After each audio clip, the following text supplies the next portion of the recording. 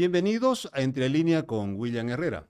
En esta oportunidad vamos a conversar con Vladimir Peña Virués. Vladimir Peña ha trabajado casi 15 años en la gobernación, todo el gobierno del gobernador Rubén Costas. ¿De qué vamos a hablar? Por supuesto que vamos a hablar de la crisis que se ha generado al interior de la gobernación y que lamentablemente esta crisis ha dejado de ser un problema interno para trascender de la gobernación al departamento de Santa Cruz. De pronto está de por medio el liderazgo cruceño, la institucionalidad cruceña. Vladimir, ¿cuál es tu lectura a este momento de la crisis en la gobernación? Muchas gracias, antes que nada, por la invitación. Un gusto estar acá en su programa. Es lamentable, ¿no? Lo que pasa, porque tiene muchas aristas. Eh, Comparto que no solo ya se trata de un problema interno de un partido político, sino fundamentalmente por la envergadura de nuestra institución más importante en términos democráticos, la gobernación, sumida en una crisis y lo que esto afecta en un momento delicado además para el país, ¿no?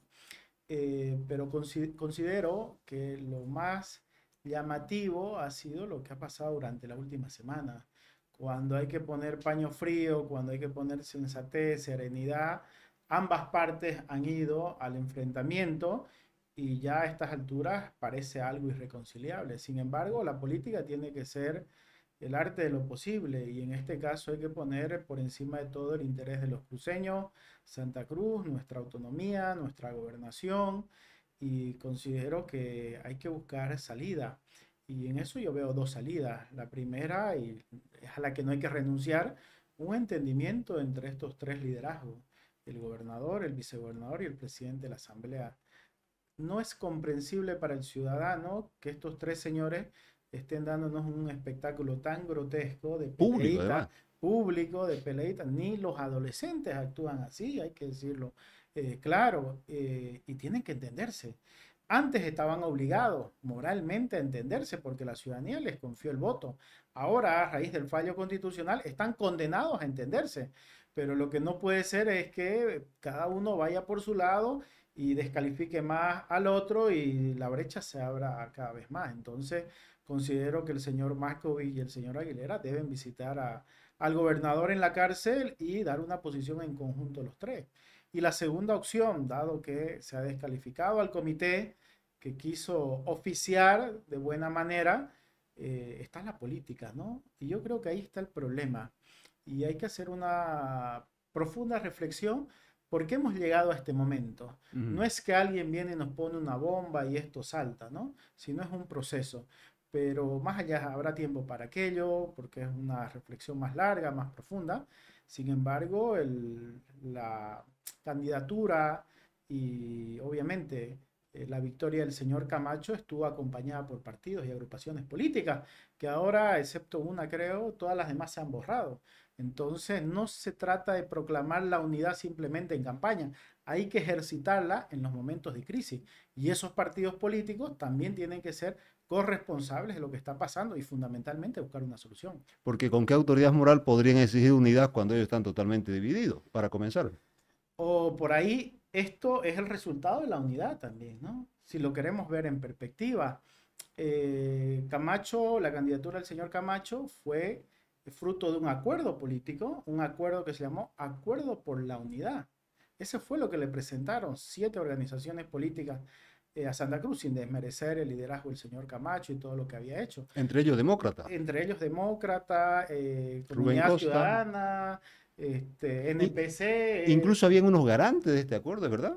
Yo no lo sé, eso sí que no lo sé. He escuchado por ahí a algunos líderes políticos decir que habían unos garantes. Yo lo veo eso opaco, la verdad, ¿no? Ujú. En democracia, los partidos, los líderes políticos tienen que transparentar su acuerdo. Es verdad que hay un nivel de discrecionalidad para la negociación, porque tampoco se puede hacer esto abiertamente, pero cuando hay un acuerdo, lo mínimo que merecen los ciudadanos es que ese acuerdo sea transparente. ¿Qué le ofrece? ¿Cuál es ese acuerdo por la unidad? ¿Es Ujú. esto lo que estamos viviendo? Considero yo que tuvimos un tiempo donde precisamente surgió, creemos, por la gran efervescencia y el liderazgo del gobernador como presidente cívico, pero creyó que tenía un cheque en blanco. El problema es que Camacho creyó que tenía un cheque en blanco para hacer lo que él pensaba, deseaba, y claro, cuando se excede y se va a los extremos, ahora le toca ponerse en el papel de víctima para culpar a todos, ¿no? Como esto de traidor. El que está contra mí es traidor a Santa Cruz. Yo creo que con esto hay que ser también tajante y hay que ser determinante. No podemos los cruceños permitir, por más gobernador que sea, por más autoridad que sea, por más lucha que haya hecho, que empiecen con esto en la libretita de los traidores. Yo creo que eso hay que desterrar esas formas antidemocráticas, intolerantes, que es lo que hemos visto. O meterse con Dios, ya dejen a Dios, saquen a Dios de la política, hagan política de verdad. Vladimir, dada tu experiencia por la gobernación, ¿en algún momento hubo una crisis más o menos parecida a la actual en la gestión de Rubén Costa? Sí, nosotros atravesamos por diferentes crisis de las que me recuerdo. El 2008 fue una crisis Cuando hubo durísima un paro, hubo huelga de en la hambre. constituyente, no nos olvidemos los revocatorios, el tema de esa gran huelga de hambre en las plazas principales de todo el país. Había cohesión, ¿no? Uno puede criticar al CONAL y no sé qué, pero había una cohesión de buena parte del país, que se tomaban decisiones armónicas, que se trabajaba colaborativamente. Otra crisis similar a esta, el 2010 se tumbó a Mario Cosío. El 2011 lo tumbaron a Ernesto Suárez y el 2012 intentaron tumbarlo a Rubén. Le quitaron la mayoría en la asamblea porque la mayoría que tenía el gobernador Costa no era una mayoría suficiente por sí solo. Y aquel momento estuvimos 2 meses sin asamblea. Me tocó particularmente dirigir la comisión que llevó a un entendimiento con los pueblos indígenas. Después de 2 meses de crisis llegamos a un acuerdo y salimos reforzados. Y eso posibilitó que un par de años más tarde adecuáramos el estatuto por los 2/3. Mira, una crisis que la convertimos en oportunidad, salimos como un gobierno reforzado, 2/3 conseguimos un par de años más tarde y logramos adecuar el estatuto. Entonces, las crisis también generan nuevas formas de entender la política. Y yo en esto creo que no hay que ser absolutista en decir los indígenas son masistas o tal o cual cosa o de aquí no me muevo. Entonces, es verdad que hay que defender principios y valores, pero también la política es el arte de encontrar soluciones. Si no, uno se queda estático parado en una posición y de ahí no se mueve. Ya. En este momento, la pregunta sería, ¿en qué estado está la crisis de la gobernación? Está en un momento donde considero, pese a todo lo que se ha dicho, que se puede encontrar soluciones. No, no deberían estar cerradas Eh, las puertas, nunca. no, nunca. Primero. Y segundo, estamos a un paso de la salida por el desastre. Si el señor ¿Se refiere Esponjo, a al cumplimiento de la sentencia? me refiero al cumplimiento de la sentencia, conozco al MAS, yo sigo procesado, tengo ahí Ya. 3 o 4 juicios que me quedan de la época de la Todavía sigue autonomía. yendo al palacio ahora. Todavía, bueno, el otro día salió un fallo a favor después de muchísimos en contra, pero tengo mi casa anotada, o sea, la primera hipoteca es del banco y las próximas 5 son de los masistas Wow, con los juicios hasta el día de hoy. Pero bueno, más allá de eso, que ya lo contamos como anécdota, ¿no? Entre claro. todos los que estamos, yo creo que esto es un tema serio y el MAS aprovecha las oportunidades que se le dan. El MAS es un partido cínico, oportunista. Es inconcebible que por el grado de inmadurez de nuestras autoridades de la gobernación le hayan permitido inclusive al MAS lavarse la cara. El partido antiautonomía, el partido que hizo campaña en contra del estatuto, no puede ser que sea el que hoy vaya a la justicia a decir cumplan el estatuto. Hemos llegado ya a una paradoja incomprensible para la gente. O Evo Morales, ayer, digamos, ¿no? Renegando El contra la tipo que nos reelección. ha perseguido a los autonomistas, que nos ha encarcelado, y ahora dice, no, quieren quitarle la gobernación. Oye, usted se tumbó 2 gobernadores, 3 gobernadores, una veintena de alcaldes. Entonces, y además nadie le sale y le dice nada a Evo Morales. Entonces, volviendo al tema, la crisis está en un momento muy crítico. No considero en esto que las cosas se pueden volver al punto inicial. Lo que se dicen quedan, las cosas, los políticos son humanos también, pero hay que despojarse de aquello, ¿no? No veo conveniente seguir hablando desde el rencor, del odio, las vísceras, las posiciones encontradas, porque la responsabilidad que le han dado los ciudadanos, el encargo democrático es mucho más que eso, Más grande. más grande que los propios sentimientos, los odios, las propias frustraciones, ¿no? Entonces considero que todavía hay un espacio. El tema es ¿cómo se media en toda esta situación cuando los principales líderes parecen que no quieren? Parecen que están buscando la salida, que alguien venga y dirima. Nosotros somos incapaces, incompetentes para solucionar nuestro tema y que alguien venga y dirima. Viene una sentencia al Constitucional, uno no le hace caso. Viene el Comité Pro Santa Cruz, el otro no le hace caso. Entonces, tampoco se puede hacer política de esa manera. Es irresponsable actuar como están Un actuando. salto al vacío. Por supuesto que sí, y además después vendrán las persecuciones, ojalá que no, y después otra vez esta historia de hacerse víctimas y todo lo demás. Entonces, yo no, nunca voy a estar de acuerdo con las acciones que hace el MAS, soy víctima de aquello, como lo decía, pero lo que también digo, no le demos oportunidades al verdadero enemigo que quiere destruir. El MAS debe estar ahorita aplaudiendo con pipoca, le pusieron ahí un detonante y entre ellos todos se enfrentaron. Debe estar comprando cohetes. Por supuesto que sí, ¿no? Yo creo que no es razonable. Además, mire usted, hoy tenemos la versión más auténtica del MAS. Es más descarado, ¿no? Vos sos más corrupto, vos protegés más narcotraficantes, están sacando cuentas entre ellos. Entonces, esa es la verdadera versión del movimiento al socialismo. Se le ha caído el caparazón. ¿Ya? Ese MAS que ahora se muestra desafiante ante la ciudadanía, que le dice, bueno, somos esto, pero vamos a seguir. O sea, así de descarado. Y tenemos la oposición más inútil. Esa es la licencia que tiene el MAS. Porque tenemos la oposición inútil. Yo hasta ahora comprendo lo que hizo Cremo de darle sus votos a Evo en el Senado con Andrónico. O lo que hizo en Cámara de Diputados, darle sus votos a Arce. No se entiende por ningún lado aquello. Lo único que hicieron fue cederle su puesto de oposición a Evo Morales. Eso es lo que ha hecho la oposición el año pasado. Entonces, ¿qué tenemos hoy? Crisis judicial, unas elecciones suspendidas, magistrados autoprorrogados, el presupuesto general del Estado aprobado por silencio administrativo, jueces amordazando al Parlamento para que no fiscalice, y así una larga lista, etcétera, etcétera, como dijera un amigo, de problemas que se van acumulando. ¿Y cómo se resuelven? Pues ahora, este es el momento de mostrar la alternativa. El MAS se está derrumbando, el MAS ya no puede ofrecerle algo distinto. Y hoy lo que el país necesita es que alguien, que un grupo político, que un colectivo le diga, esta es la alternativa del país, vamos a ir por aquí. Pero tampoco hay quien lo haga, la No, pues oposición no existe. están ahí las peleas, algunos están escondidos para que no le lleguen las balas perdidas, porque piensan que es la mejor forma de hacer política, esperar ahí. Y bueno, y esto dando un espectáculo grotesco. Vladimir, dada tu experiencia de tus 15 años casi en la gobernación, ¿qué es lo peor que puede No lo pasar? diga tanto porque me voy a volver viejo más rápido. ¿Qué es lo peor que puede pasar acá? Digo en términos político, administrativo, institucionales. Lo peor que puede pasar es que la gobernación termine destruida, nuestro proceso autonómico que quede en una situación de degradación, ¿ya? Y Santa Cruz quede relegada. Hablábamos hace rato, mirando un poco el pasado, ¿no? La época del CONALDE también. Yo no soy parte, pero habrá que reconocerle también a los demócratas su esfuerzo por construir un proyecto político nacional. Todos esos avances que se hicieron han quedado en foja cero. Se caen. Se caen. Y, insisto, tendríamos que preguntarnos en algún momento por qué sucede eso. ¿Por qué se cae todo eso? ¿Por qué no seguimos avanzando sobre lo que hay? ¿Por qué hay que volver a empezar nuevamente?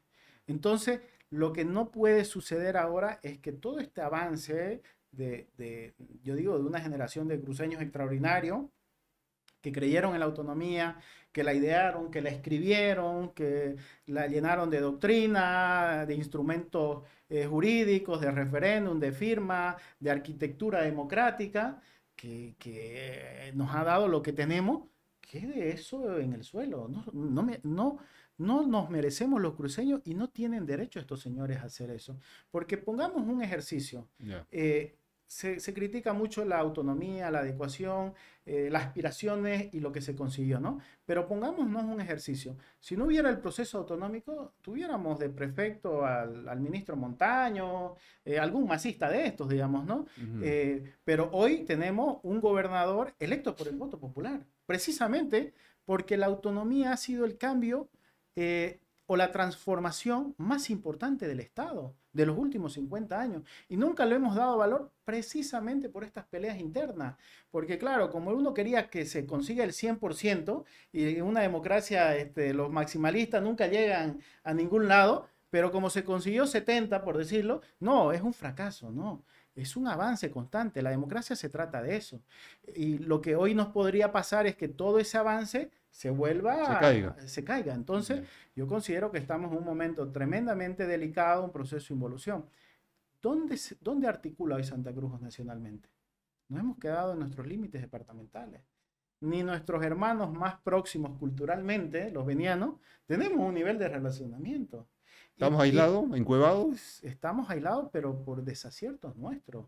Yo diría, no podemos ir interpelando a todo el mundo y culpando cuando las cosas no nos salen bien. Santa Cruz tiene un enorme potencial, 4 millones de personas, una economía, la expectativa del país, un imán que atrae y atrae, pero una clase política que ha quedado muy chata. Ujú. ¿El liderazgo cruceño está en entredicho en este caso también? Me apena mucho lo que ha pasado esta semana con el comité, ¿no? Considero que el comité quiso abordar este tema de buena manera y casi terminó salpicado, metido en el embrollo. Ujú. Probablemente a tiempo Larach dio un paso al costado cuando vio que esta situación era un choque de trenes sin freno. Pero de alguna manera también hay que decirlo, ¿no? Muestra la fragilidad de la institucionalidad cruceña. Estamos en un momento de debilidad. Hace un par de meses lo dije, hoy tenemos la Santa Cruz más débil de nuestra historia y hay que reconocerlo como tal para empezar a salir adelante, pero hay que saber también por qué estamos tan débil como hoy. ¿Solamente es el tema de la gobernación o hay algo más profundo? Ujú. Santa Cruz merece cambio. Yo creo que la forma de entender la política ya no es la Santa Cruz de de hace 70, 80 años y ese modelo ideado para hacer la Santa Cruz que hoy tenemos ya no corresponde a un modelo de gestión hoy de la convivencia política en Santa Cruz. En los 36 días fue un claro ejemplo que nuestra sociedad quedó dividida. Fue un tremendo error llevar a ese momento, estirar. La Santa Cruz de hoy tiene que ser mirada de una forma distinta y no solamente desde un ángulo. Ya.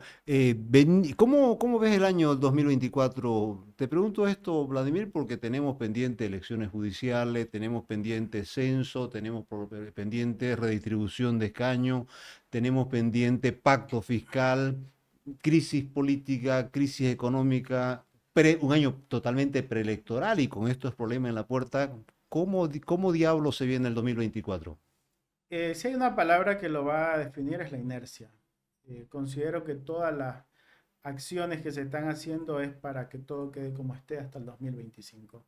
¿Crees que no van a haber elecciones judiciales? Escuché al ministro, justo a eso iba. Ya. Escuché atentamente la entrevista que hizo el ministro entre la Navidad y el Año Nuevo sobre la sentencia de la autoprórroga. Y el ministro decía algo que es cierto. Decía, en España lleva 5 años prorrogado el Poder Judicial. O Pedro sea, ya Sánchez. se ponía en una idea de largo plazo, y es verdad, pero también allá hay un gran debate por aquello. Y Claro. curiosamente, mire, quien tiene la llave para el bloqueo hace 5 años es la derecha, el Partido Popular. Entonces, aquí es claro, lo que me conviene de donde sea, ¿no? Ya. Entonces, cuando se le critica la autoprórroga, pero el Poder Judicial Español no se autoprorrogó Claro, también. claro, claro. Entonces, el ministro utiliza eso, pero más allá de esas cuestiones, considero que la decisión que tomó, porque es una decisión política, una decisión de Arce y de su gobierno de autoprorrogar, es para que no haya elecciones judiciales, por un razonamiento sencillo.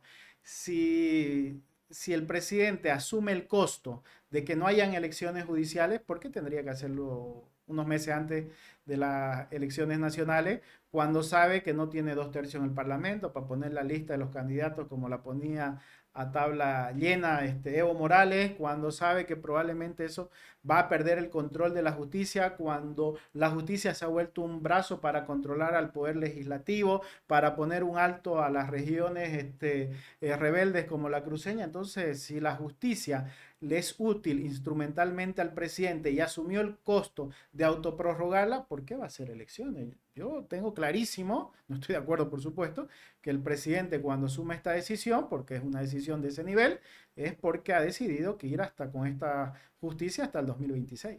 ¿Y censo habrá?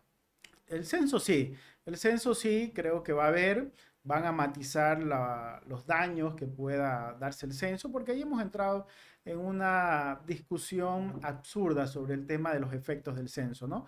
Toda la gente piensa que se va a cambiar con el censo, que va a haber pacto fiscal y todas estas cuestiones de forma automática, y no es así. Es un Lo proceso. único que hace el censo Lo único que hace el censo es distribuir la misma torta.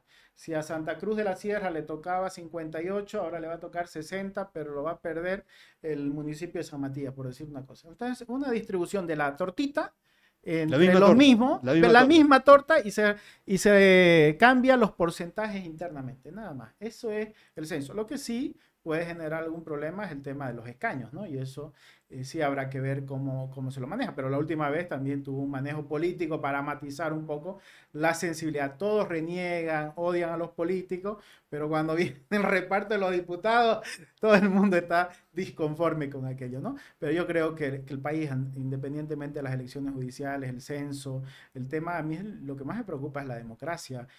Considero que debería haber un acuerdo, un pacto político ahora sobre los temas esenciales, el tema de justicia, las elecciones. No podemos ir a las próximas elecciones en las mismas condiciones de ahora. No podemos tener un proceso electoral tan grande de un año con esas benditas primarias. Hay que hacer primarias, sí, pero ahora en todo el mundo los procesos se han reducido, ya que el ministro de Justicia le gusta ver España. En España son 15 días las campañas electorales, 20 o 30 días duran los procesos electorales, son 40 millones creo los que votan allá. Entonces, y aquí, que somos 6 7 millones, tenemos un año. Es inconcebible. Ni los americanos creo que tienen por todos los estados que rondan un proceso electoral tan largo como el nuestro.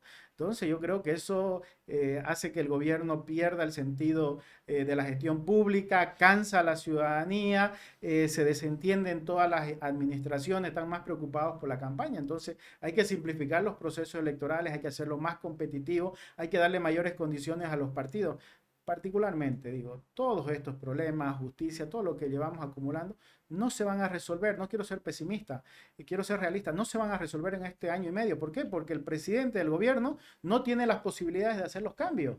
Evo Morales no lo va a dejar por un lado, ni puede pactar con la oposición por el otro lado. Entonces, cambios estructurales en el país no hay posibilidad. Entonces, hay que pensar objetivamente de cara al 2025 y hay que trabajar porque la gente quiere un cambio político en el país y para eso hay que presentarle alternativas. Pero a propósito de Evo Morales, ¿crees que Evo Morales se va a quedar de brazos cruzados después que lo inhabilitan para candidatear? No creo que se vaya a quedar de brazos cruzados. En política nadie está muerto, ni hay victorias definitivas. Todo es Todo es relativo, relativo. ¿no? Entonces, si bien es un golpe duro el que ha recibido, más allá de la interpretación de la sentencia, si fue excesiva o no, yo tengo un criterio particular. Evo Morales es un líder devaluado, un líder que tiene cuentas pendientes con la democracia boliviana, que goza de impunidad. Y bueno, desde ahí, obviamente, Morales, lo conocemos todos, no se va a quedar quieto, pero también no creo que sea el Evo del 2006. No es el Evo del 2004, de los bloqueos. No es el Evo que tiene simpatía internacional. Entonces, cuando hablo de un líder devaluado, hablo de esto, que ha perdido la mística, la convicción, la confianza, la lucha, porque pues 15 años en el poder son 15 años en el poder y además con todas las cuentas que tiene pendiente. Entonces, de que va a seguir haciendo bochinche, va a seguir haciendo bochinche en el país. Yo considero que ha sido un gran error el presidente Arce prestarse a la pelea interna, eso le ha desatado también al presidente, pero bueno, el país tiene que superar la época de Evo Morales, de Arce, hay que mandarle al archivo histórico y eso va a depender fundamentalmente de lo que se haga en los próximos 2 años. A propósito de la crisis, Vladimir, ¿crees que puede surgir un Milei en Bolivia? Sí, puede surgir un Milei o un Bukele o cualquiera de estos personajes porque ¿cuál es, más allá de los nombres, ¿no? Claro. ¿Cuál es el tema? ¿Por qué surgen estos fenómenos? Por desencanto Es por social, popular, desencanto, por hastío, por indignación, por por abuso. frustración. Entonces, cuando la política no le da respuesta, aparecen los antisistemas, porque al final matices más, matices menos, son antisistemas, ¿no? Milei es un anarcocapitalista, el otro se declaró de izquierda, después de derecha, ya nadie lo entiende. Entonces, ¿por qué surgen estos fenómenos? Porque hay algo que a la gente le cansa y además lo indigna. Y si bien ahora no vamos a ver grandes movilizaciones ni cabildos en el Cristo y otras cuestiones, pero la gente tiene algo muy poderoso que se llama voto. Y no hay peor cosa que cuando la sociedad está cabreada a ir a votar. Cualquier cosa puede suceder. Puede aparecer un Milei o puede aparecer cualquier otro personaje o un Chi, digamos, ¿no? Como tuvimos En su momento. hace poco acá. Para que no suceda eso, la democracia tiene que regenerarse. Es un problema mundial, ojo. La democracia occidental no es un tema simplemente de Bolivia, es un problema global que la democracia no está sabiendo responder a los cambios. Para hacer un símil con la tecnología va a 300 por hora y la democracia todavía sigue yendo a 30, 40. Entonces, nuestra democracia no va acorde a los cambios tecnológicos que se están dando hoy. La velocidad es mucho mayor y nuestra democracia todavía se ha quedado en los sistemas analógicos. Entonces, los políticos tienen que entender que se necesitan cambios, que se necesita comprender a esa ciudadanía. ¿Por qué los jóvenes están haciendo todas estas revoluciones mundiales? Porque precisamente son la vanguardia de dos cosas fundamentales, los cambios tecnológicos y mayor conciencia sobre el tema ecológico, ¿no? Se nos fue el tiempo, Vladimir, voló el tiempo y se nos fue, lamentablemente nos quedamos acá. Muchas gracias por la participación. No, a usted, doctor, un gusto, como siempre.